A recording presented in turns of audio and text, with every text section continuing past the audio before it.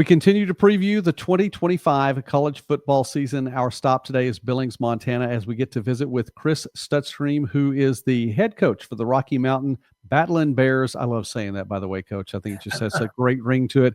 Heading into season number 7, let's go back, talk about season 6 just to get started. 2-8 last year. It was coming off a 6-4 year. You won your last 3 at the end of 2023.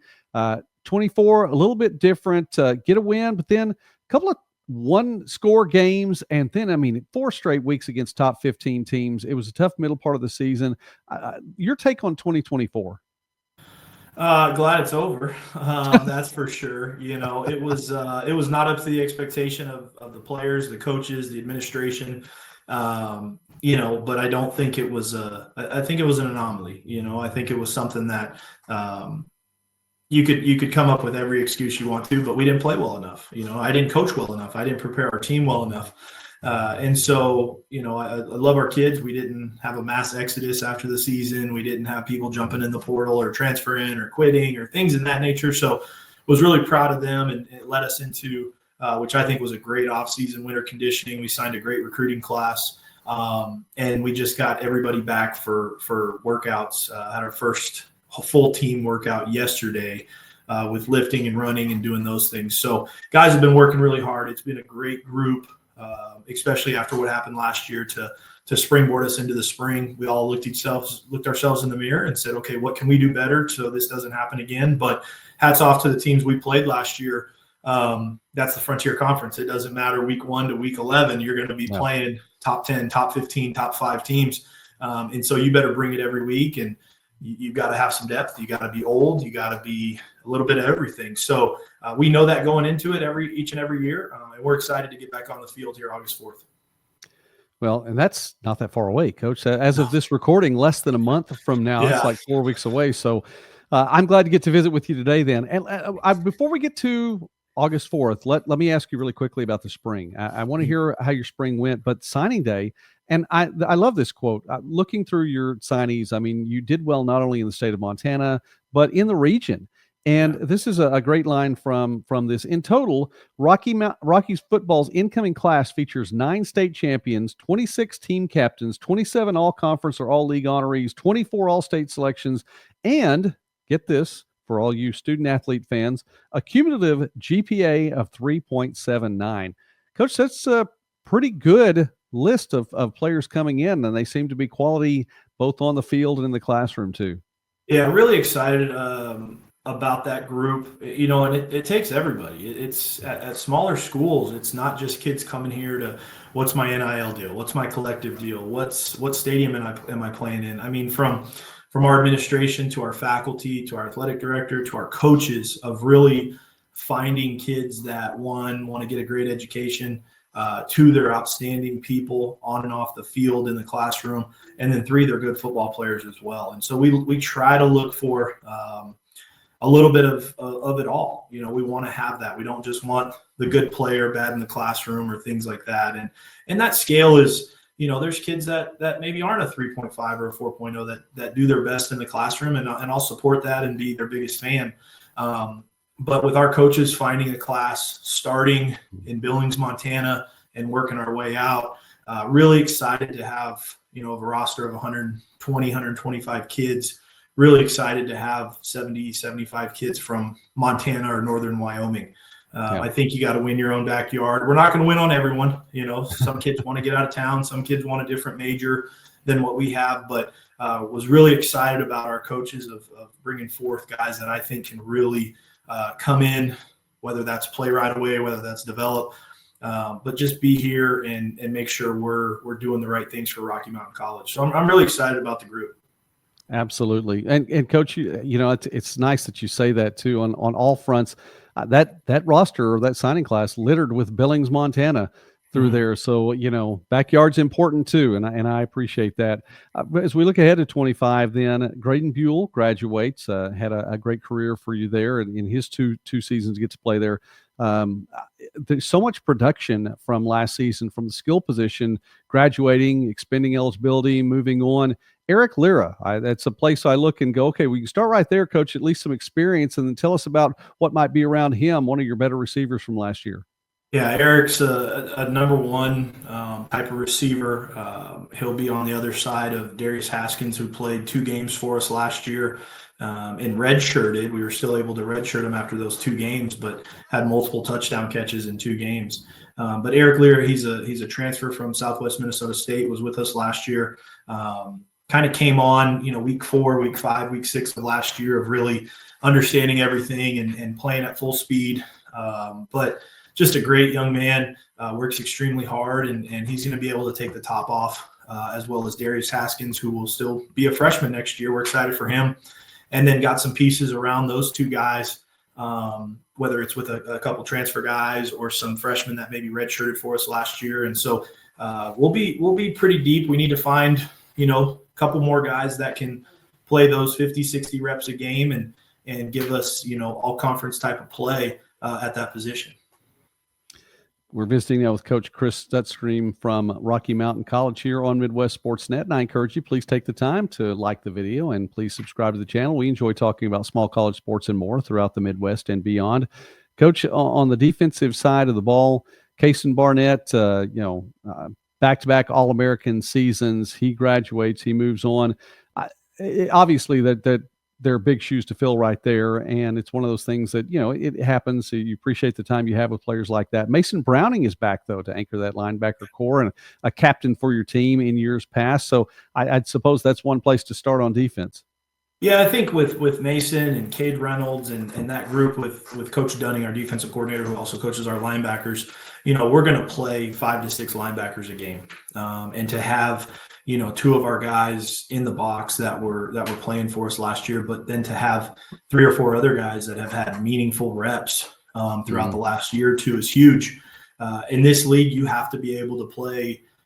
Our middle linebacker, our D tackle are not going to be playing every snap of every game. And so you've got to have the depth. And I think last year, that was one thing of, hey, we're going to take our lumps. We're going to take our licks. We don't like it, but to get these guys reps and experience. And that starts in spring ball as well. Getting those guys in situations that we need them to succeed in was huge. And so that was a big thing for us. But to have a leader like Mason Browning, and then on the offensive side of the ball, at quarterback, Trent Nobach, who got hurt 2 years ago with the hip injury, is back. He had to take a red shirt last year. So, and those guys were both captains for us last year. And so we're excited for that. But, you can't replace a Kason Barnett. He was a tremendous young man, tremendous player. I think this year in the secondary, we're going to need, not, hey, this guy, Kason's going to be good for every play. We're going to need guys in some depth to come in and really, as a scheme, fit what they do best. I like you talking about that too, Coach, because that's something. I mean, you want to play every play if you can. I mean, and there are only so many Travis Hunters in the world anyway, so that's fine. But you have to have that depth, and when you make that decision that we're going to have to get some of these kids in there because they have to get the experience. You can't replicate experience, and I would imagine, as you said too. I mean, you alluded to the fact in the Frontier Conference, you can't replicate that experience. You have to give them the time, and so it's important. And I'd let you finish that thought there to go with it. No, I just think I think it's very important that, you can practice all you want, you can do that, but seeing it in a game, feeling the game stuff. And where kids struggle, where I struggled as a player was, well, I played high school, I'm good. We practiced in college. It's just different. And so we'll be by committee a little bit in the secondary, but that's good. It's going to get a lot of people opportunities. We're going to have to put our scheme together to fit what players are in to do what things. But, when it's multiple guys that have to put their hat in and their hand in to help out, I think it builds that culture and that camaraderie.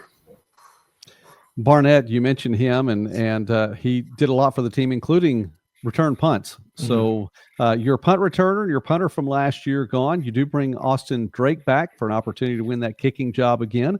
Tell us a little bit about special teams. Yeah, I think the biggest thing is finding that punt returner that, number one's going to catch the football every time. He's going to make smart decisions. He's not going to let the ball fall all over. And what we've had some guys battle it out in the spring. We'll have guys battle it out in the fall. And so that'll be a key position for us, as well as kick return, as we go through that. But with our kicking, Austin Drake, he's been a solid player for us on place kicking, and then kickoff and punt. we will have 3 or 4 guys that are competing for it, and it may be a different guy for each one, but they'll continue that competition through the fall. They did a great job in the spring, and so again, may the best man or men win. That's always fun. And I know for, special teams, for kids to get that opportunity, that's a big deal as well. Coach, getting to know your program, we're getting to know coaches this summer as well. The question of the summer has been favorite 80s song or 80s band. I'm going to go with, I don't know the year the song was made. I'm pretty sure it's in the 80s, but, there's nothing wrong with some AC/DC coming on, Back in Black, things like that. Usually in a game, if I hear that, there's music playing all the time, but certain songs stick out to you. And so I think it was early 80s when that one was out, 81, 82, maybe even 80. But, I was more of a 90s. I was born in 88, so I was more of a 90s baby. But, AC/DC, there's nothing wrong with that. So I'll go with that one. Okay, you're right about early 80s, but I'll tell you, and this is going to date me, but I don't have a problem with that. But I graduated high school in 89, and we still played Back in Black in the locker room prior to games. And so that'll get you going on game day. For sure. There's certain songs. It doesn't matter from what age to whatever. There's certain songs that come on, and you could have a 70-year-old man and a 15-year-old kid and say, "Oh yeah, we'll listen to that." Exactly. Which is always good. All right, Coach, 25. We know August 4th. That's the date that's circled right now, but then September 6th is going to be circled, I'm sure, not long after that. College of Idaho comes to town. Then next weekend, you're on the road at Montana Tech. Then the next weekend, it is homecoming, and you get Montana Western. And by the way, in the new Frontier Conference look this year, those are all crossover games. Those are all, they're not even in division play. So I know they're important, but it's going to take a while before you get to the Frontier Conference and get out there to your divisional play. But talk about your opening to your season. It's tough. We better be ready to go. The crazy part is Montana Tech is actually in the eastern side of the conference with us, but we still have a double up with them. So that first time we play Montana Tech will be a non-conference game. And then we play them later on in the season. That'll be a conference game. But, College of Idaho, they're coached well. They're physical. They're fast. They're a team that is going to be at the top of the conference year in and year out. And so, I'm not sitting here. We're not, the rah-rah with the guys that work out saying, hey, we got to get ready for College of Idaho. We got to worry about ourselves right now. We got to get in the best shape we can. We got to build each other up and make sure that we're doing a good job in July. And then as we get closer, we got to compete against each other. And then we go on to College of Idaho about, 10, 12 days before we play them. So, but they're a tremendous team. They're always talented. It doesn't matter from the O-line to the quarterback to DBs to D-line. They're a good program, but we're excited for it. That's what you get each and every week. And that's why our teams are competing for national championships and going deep into the season. The ones that can stay healthy and have leadership and seniors and those types of things. So we're excited for it. It's going to be a great challenge. The lucky thing is we're at home. We don't have to make the long trip. And so it's going to be great here, and we're going to have a lot of fun with it. Well, we're going to follow you this year, Coach, as we always do here on Midwest Sports Net. We enjoy following the Battlin Bears, and I always enjoy visiting with you too. I appreciate the time that you give us, Coach Chris Stutzriem, here on Midwest Sports Net. Thank you for previewing 2025 with us. Yeah, you bet, and I appreciate all you do. There's not a lot of guys and people that really focus on the lower levels, but I'll say this. I'll say the NAIA is the purest form of football that's left around. Our kids are still working in the summer. Our kids are still paying some of their bills, for school, and they're doing all those things. And so I really appreciate what you do to get highlights out for these young men and for these programs, because it's good football. I've been at a lot of levels, and I think the NAIA is just as good as a lot of levels. And so we're excited for it, but I appreciate you and all that you do. Thank you, Coach.